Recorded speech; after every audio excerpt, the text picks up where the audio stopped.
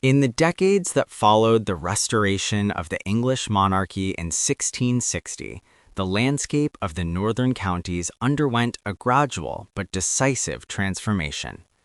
Estates had changed hands, old allegiances had been rewarded or quietly extinguished. And into this reconfigured terrain, families of modest but respectable standing found themselves presented with unusual opportunities for advancement. Among them were the earliest members of what would eventually be known as the Blackstone family. Their origins were not exceptional by the standards of the age. The documentary record places them among the lesser gentry of the West Riding, holding a small parcel of agricultural land bounded to the north by a ridge of limestone moorland and to the south by a market town of middling size. The income it generated was sufficient but not generous. What distinguished the Blackstones in this early period was not wealth or title, but a particular faculty for quiet, sustained accumulation.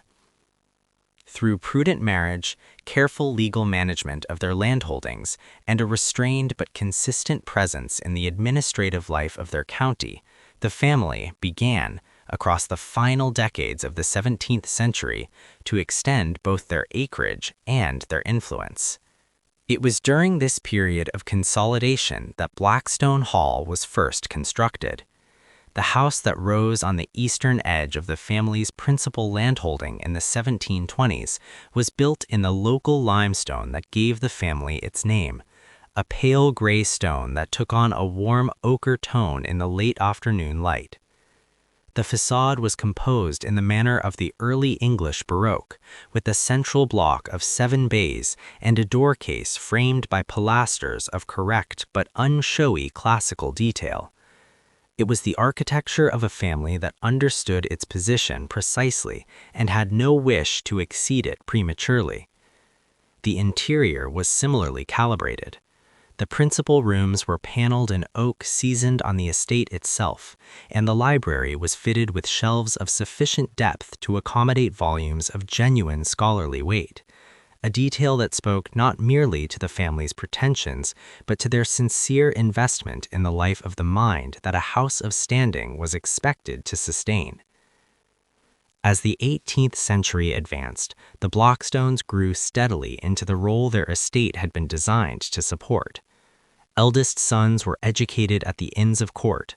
Daughters were settled into marriages that extended the family's network of influence across 3 adjoining counties. Seats on the local bench and, in time, on the county commission gave the family a presence in public life that was durable without being conspicuous. By the middle of the century, Blackstone Hall had been extended and its gardens laid out in the naturalistic English manner, terraced lawns descending toward a ha-ha, a walled kitchen garden to the east, and a carriage drive lined with lime trees that were already, by the 1770s, of considerable maturity. At its height, the Blackstone Dynasty occupied a position that was the envy of many and the notice of few. It was precisely the kind of standing that endures, built not on spectacle but on accumulation, continuity, and the slow, settled confidence of a family that had learned, across several generations, how to remain.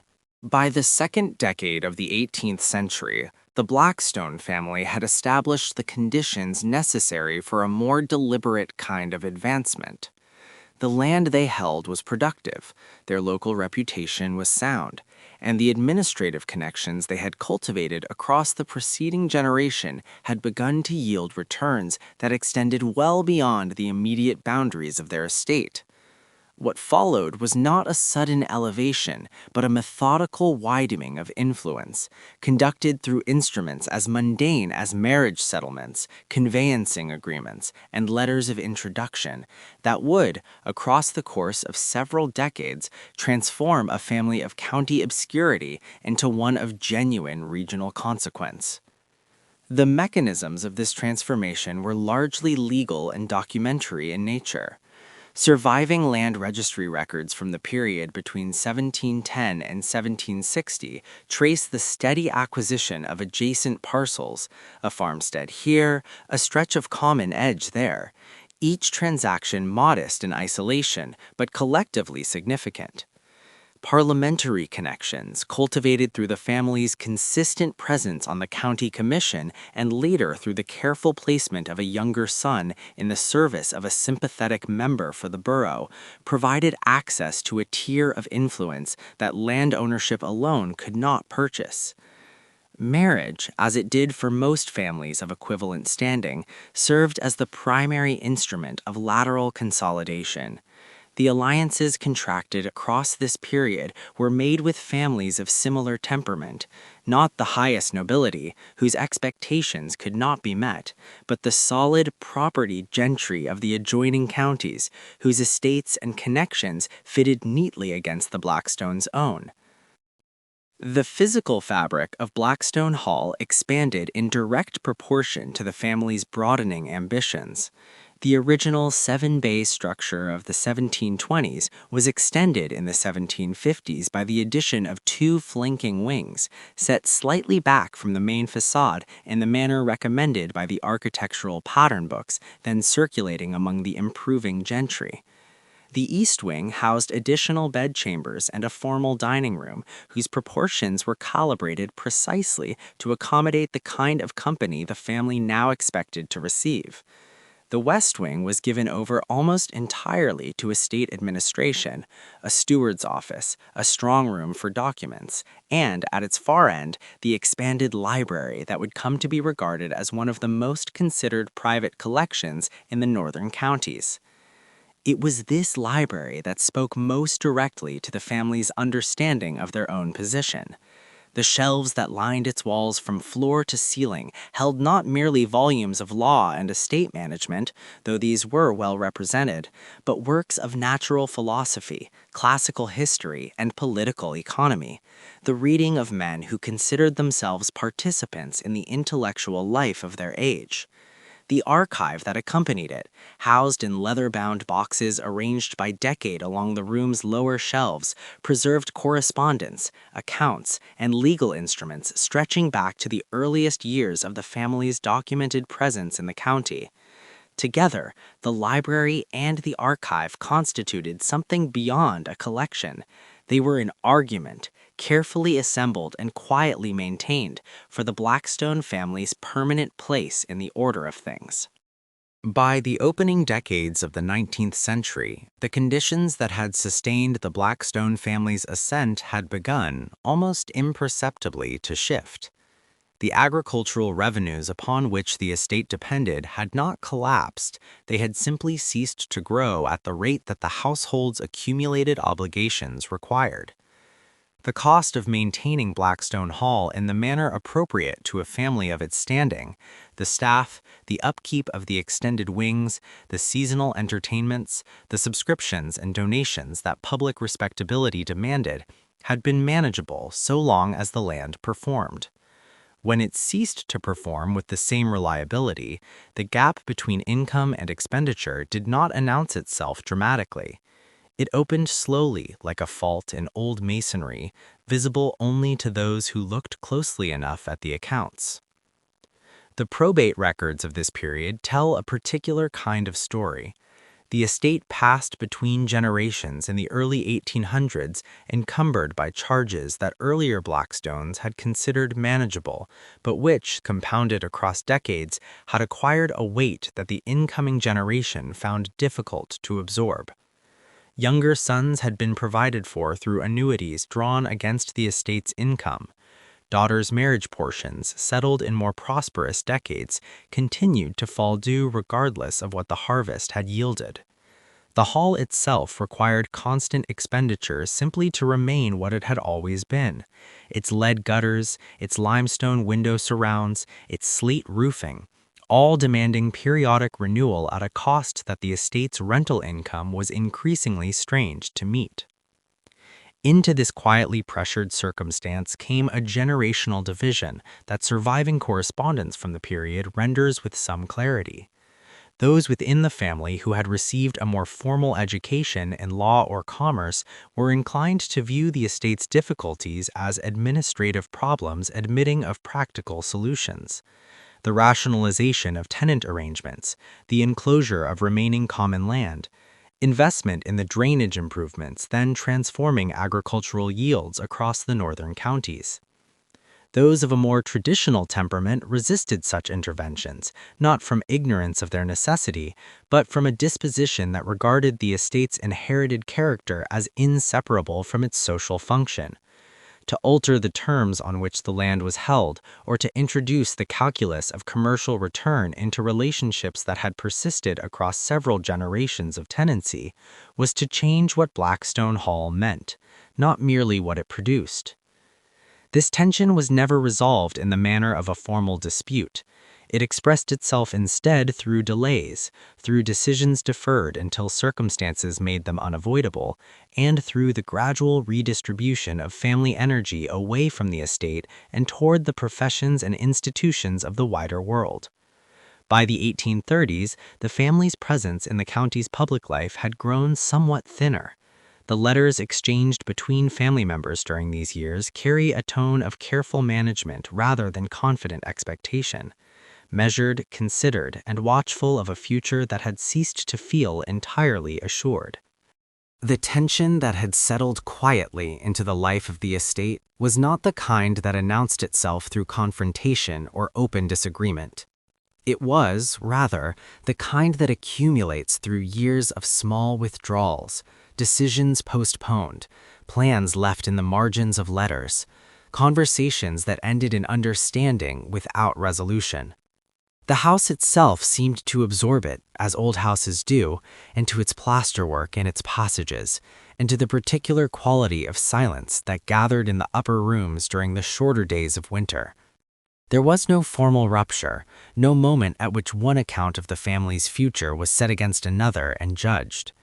The tension expressed itself instead through delays, through decisions deferred until circumstances made them unavoidable, and through the gradual redistribution of family energy away from the estate and toward the professions and institutions of the wider world. The generation that came to age in the years following the Napoleonic Wars had inherited a different England from the one their grandparents had known. The country was industrializing at a pace that altered the meaning of land, of local influence, and of the social obligations that had long attended the ownership of an ancestral property. The market towns were growing, the roads were improving, and the professions, law, medicine, the clergy, the military, the colonial administration, offered to younger sons a kind of independence that an earlier era might not so readily have provided or endorsed. The great houses of the landed gentry had always sent their sons into the world, but the world now received them differently, absorbed them more completely, and returned them, when it returned them at all, somewhat altered in their expectations of what home might require. By the 1830s, the family's presence in the county's public life had grown somewhat thinner. The magistracy, the vestry, the informal networks of obligation and influence that had once been tended with such regularity, these continued, but with a certain diminishment of intensity. The estate remained productive, the household properly maintained, the social forms observed with the care that good breeding required. Yet something in the quality of attention had shifted. The land was managed rather than inhabited in the older sense. The rooms of the house received their inhabitants seasonally rather than continuously, and the correspondence that passed between family members in various parts of the country carried, increasingly, the tone of those who are coordinating rather than converging. The letters exchanged between family members during these years carry a tone of careful management rather than confident expectation, measured, considered, and watchful of a future that had ceased to feel entirely assured. They are civil letters, even warm in their way, but they are the letters of people who understand that the inherited arrangement requires maintenance rather than celebration, stewardship rather than expansion. The house stood as it had stood for generations, its stone facades unchanged against the slow light of the English afternoon, while the world beyond its gates continued its quiet, irreversible rearrangement. The records do not speak with a single voice.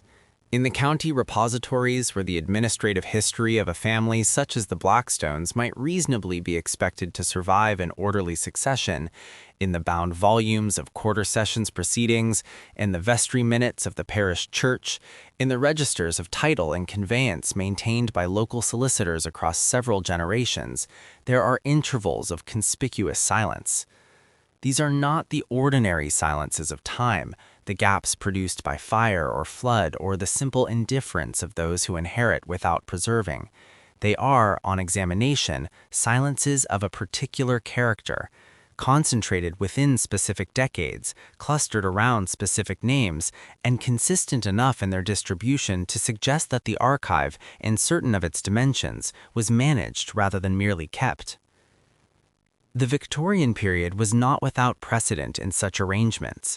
The institutions of the 19th century, the county record office, the ecclesiastical registry, the legal chambers that held the private papers of landed families across several generations, understood that reputation was itself a form of property, and that its maintenance required, on occasion, the same attentive stewardship that was applied to land and capital. A document quietly misfiled, a correspondence left unregistered, a name omitted from a published return. None of these acts required instruction or conspiracy. They required only a shared understanding of what it meant to protect a family whose standing, however reduced, remained legible to those who knew how to read such things. The gaps in the Blackstone record speak with this kind of clarity, not loudly, not conclusively, but with the measured precision of evidence that has been arranged rather than lost. By the closing decades of the 19th century, the estate itself had entered a condition from which recovery was no longer a practical expectation. Land that had been held in continuous tenure for more than 2 centuries began to pass, parcel by parcel, into other hands. The sales were recorded in solicitors' correspondence of a notably restrained register, transactional, careful, precise, and in the notices that appeared in county newspapers whose columns had once carried announcements of an entirely different kind. Where there had been the arrival of guests, the planting of formal gardens, the appointment of agents, there were now the measured catalogues of dispersal, acreages listed, timber valuations included, drainage conditions noted for the benefit of prospective buyers who had no prior connection to the land and required no account of its history. The contents of Blackstone Hall followed the land into dispersal, documented through a series of auction catalogues whose entries, mahogany furniture of the late Georgian period, oil portraits of unnamed subjects, silver plate of considerable age and weight, amount, collectively, to an inventory of a household's accumulated material life. The hall itself, stripped of everything that had given it domestic meaning, passed through a sequence of leases before being demolished in the early years of the 20th century. Its stone was reused in agricultural construction nearby. The site was leveled.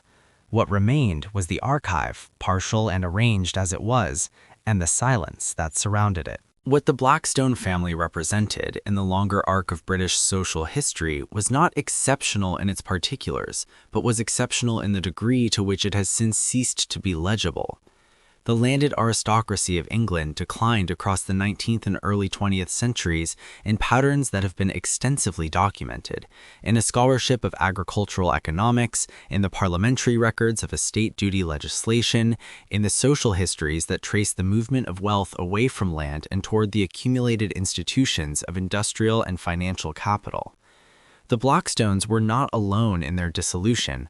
What distinguished them was not the manner of their ending, but the completeness with which that ending was absorbed into silence, leaving behind a presence so faint in the surviving record that the reconstruction of their history requires the kind of patient, oblique attention more commonly directed at families of far lesser original standing.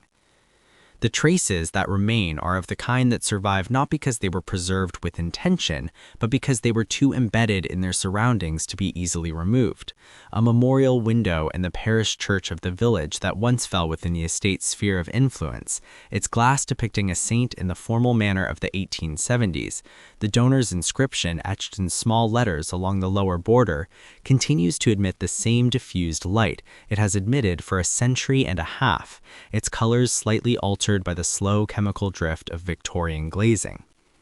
A gatehouse at the margin of what was once the estate's principal approach retains above its arch a carved panel bearing the family crest, weathered now, the heraldic detail softened by decades of frost and rain, but sufficiently intact to be identified by those who know what they're looking for. In a regional museum, a small number of portraits, transferred it appears at the time of the hall's clearance, hang in a secondary gallery, their subjects unidentified in the current catalog, their frames bearing the particular gilt-work of the late Georgian period. These objects do not constitute a history, they constitute the residue of one.